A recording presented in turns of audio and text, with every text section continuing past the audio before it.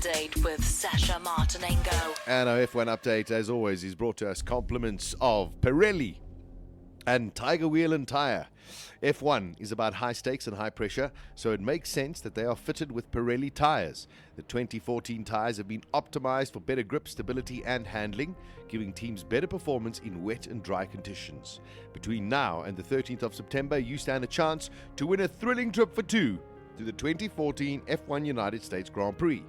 Now, if the thought of being in the stands at the circuit in Austin, Texas gets your adrenaline pumping, get down to Tiger Wheel and Tyre or go to twt.to for more details on how to enter. It's a motorsport fan's dream come true, so what are you waiting for? Terms and conditions apply.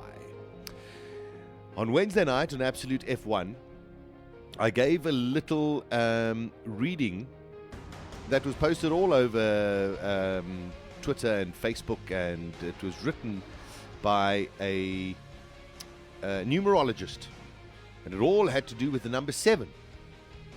The spelling of Germany begins with the letter G, which represents 7 in figures. The number of the letter that forms Germany is 7.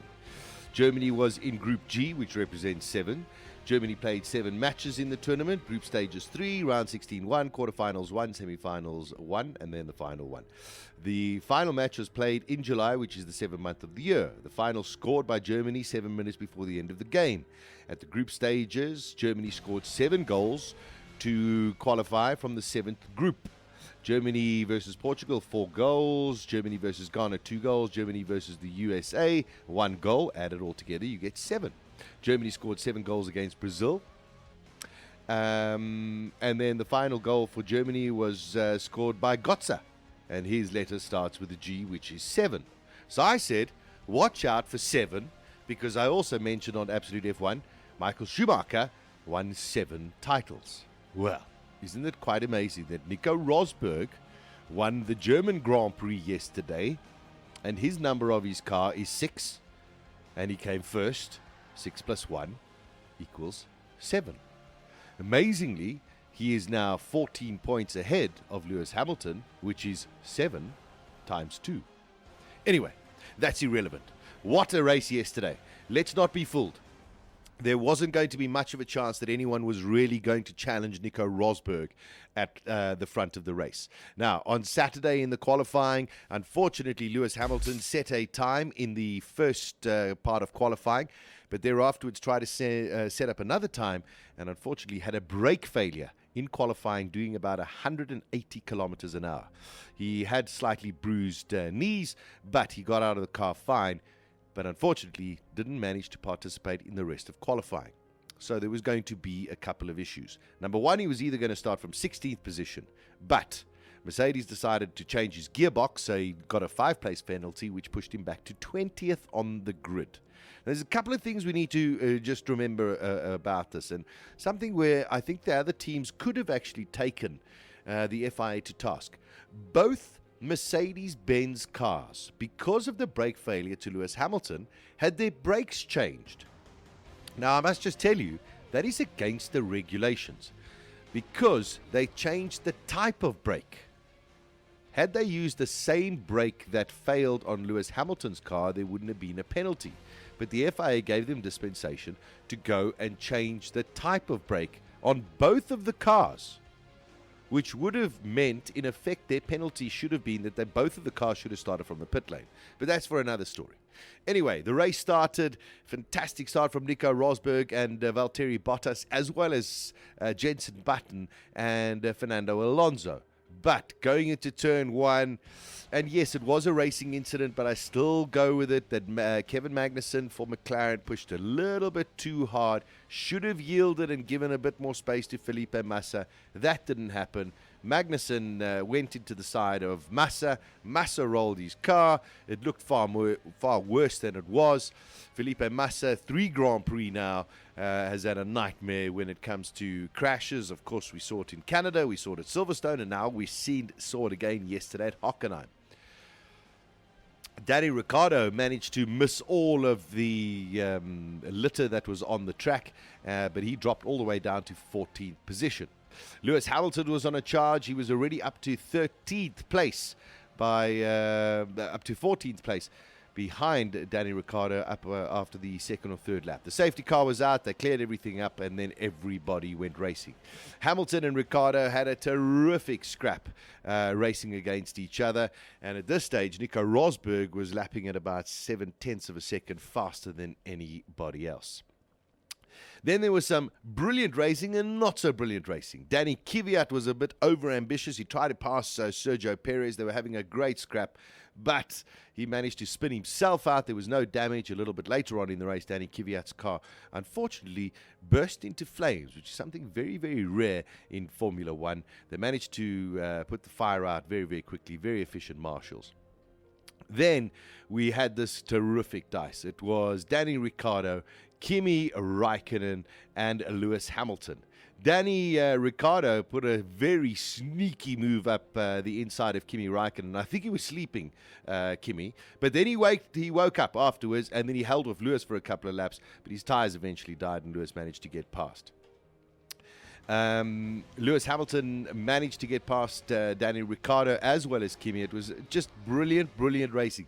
Side-by-side racing of the most professional kind of quality. If you had seen this in a GP2 race or GP3 race, they would have landed up in being quite a few accidents, that's for sure.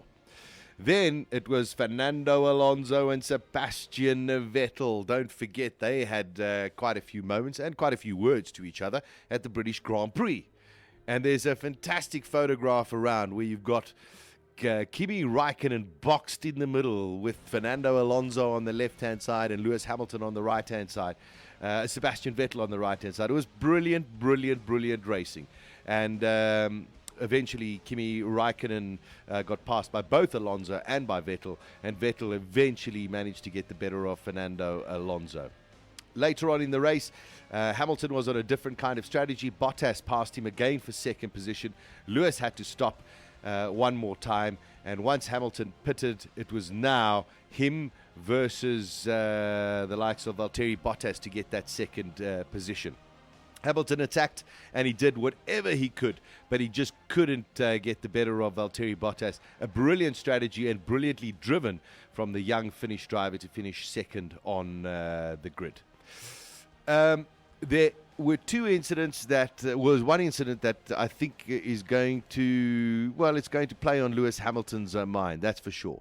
At the time that the cars were all ready to go in for another pit stop, Adrian Sutil in the Sauber spun his car on the start-finish straight. And I immediately looked and I said, got to be a safety car. They're going to have to move this car out of the way.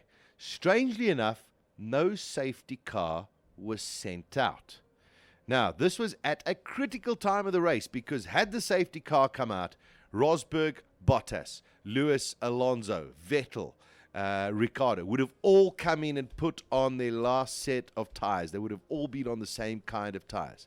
But being in Germany, with a German leading in a German car, no safety car came out, which set us with the most bizarre situation of marshals running across the track to go and attend to the stricken car of Adrian Sutil. Now, I've got to tell you, I have the most horrific memory of a marshal running across the track, and it was right here in Kyalami. It was one of the first Grand Prix I ever attended where Tom Price was killed and Janse van Rensburg, the marshal, and I hate to say this, was cut in half by a car. So I found that ridiculous that there was no safety car called out. I think there's going to be some mutterings about that. Eventually, it was Nico Rosberg who romped home to a very, very comfortable victory. Valtteri Bottas held off the likes of Lewis Hamilton for a brilliant second place, his third podium in 3 races. And Lewis Hamilton, outstanding drive from 20th on the grid to finish in 3rd position. Vettel had a very, very strong race. He pulled away from the likes of Alonso, and I think this will do his motivation a tremendous amount of good. And then in 5th place, Alonso managed to hold off Ricciardo. Alonso was having to save fuel, and they actually crossed the line at 0.01 of a second between the two of them. Had there been 100 meters more, Ricciardo most probably would have taken that position. All in all, an outstanding German Grand Prix.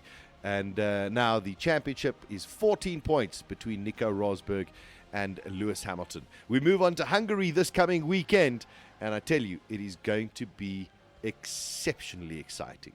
There we go. That is our Formula One report brought to us. Compliments of Pirelli and Tiger Wheel and Tire. Make sure you either go to Tiger Wheel and Tire store or to twt.to. Your chance to win yourself a trip to go to the United States Grand Prix this year. The F1 update with Sasha Martinengo.